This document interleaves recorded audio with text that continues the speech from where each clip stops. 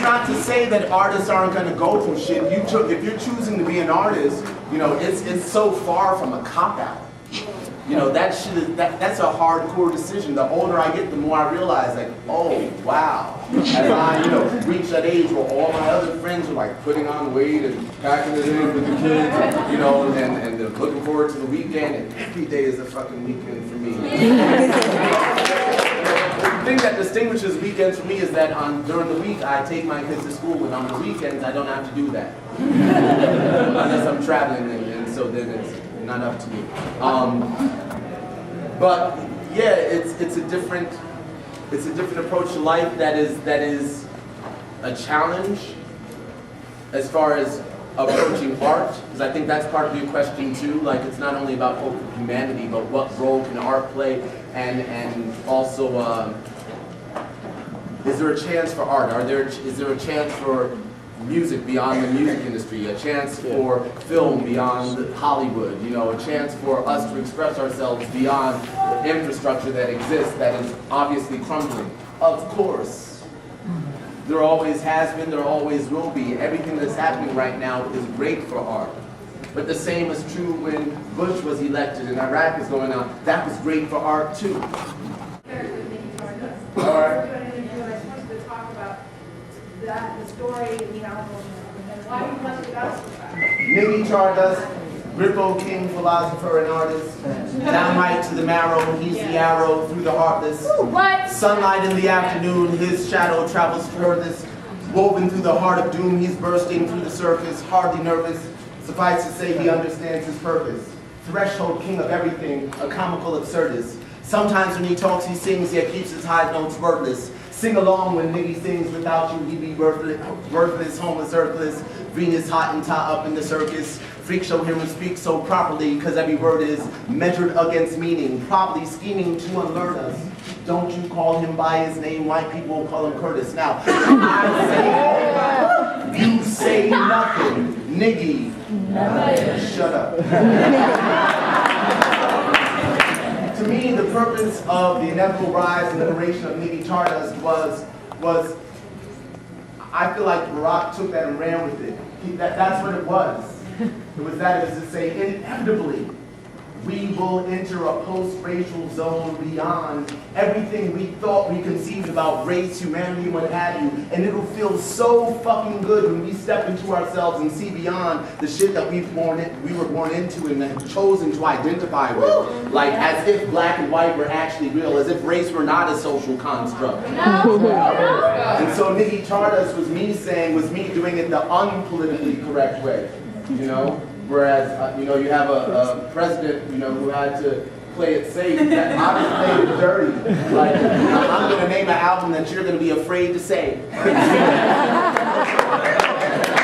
like that was the whole purpose of Niggy Stardust, was just to say, come on, really? and not just through lyrics, through music as well, so that the music can be characterized as black or white or belonging to a genre either. Like, on every level, we are all of this shit. I am all of this shit, and proud.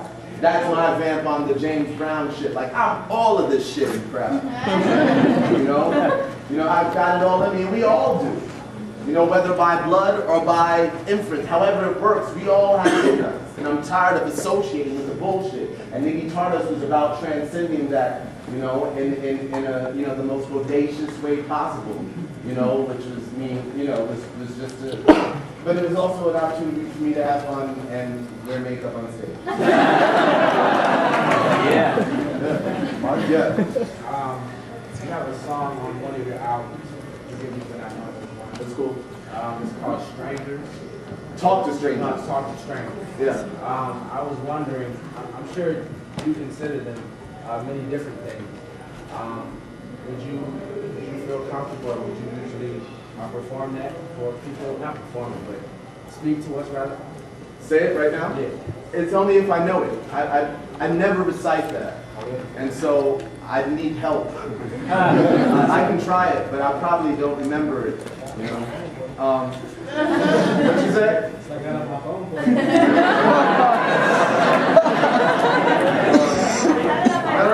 No. I'll just try. I'll try it. Woo! Well, it's something like this. I'll stop where I forget. No, I wasn't raised at gunpoint, and I've read too many books to distract me from the mirror when unhappy with my looks, and I ain't got proper diction for the makings of a thug, though I grew up in the ghetto and my niggas also drugs, and though that may validate me for a spot in MTV or give me all the airplay that my bank account would need, I was hoping to invest in a lesson that I learned when I thought this fool would jump me just because it was my turn. I went to an open space because I knew he wouldn't do it if somebody else could see him or somebody else could prove it. And maybe in your eyes it may seem I got punked out because I walked a narrow path and then went and changed my route. But that openness exposed me to a truth I couldn't find in the clenchness of my ego or the confines of my mind, in the slickness of my swagger or the swag of my step or the meanness of my grimace or the meanness of my rep. Because we represent a truth, son, that changes by the hour. And when you open to it, vulnerability is power. And maybe in, I don't remember what I said.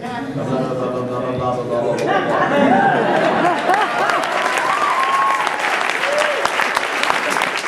And in my studio, and I composed a song for you that you could do whatever with. It's just me on piano and my friend who sings opera singing some background stuff.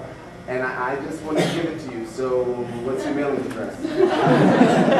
So, you know, I got the music and it was like, of course, obviously humbled by the fact that this great musician had thought about me and decided to write this, you know, piece for me on the piano and wrote to him.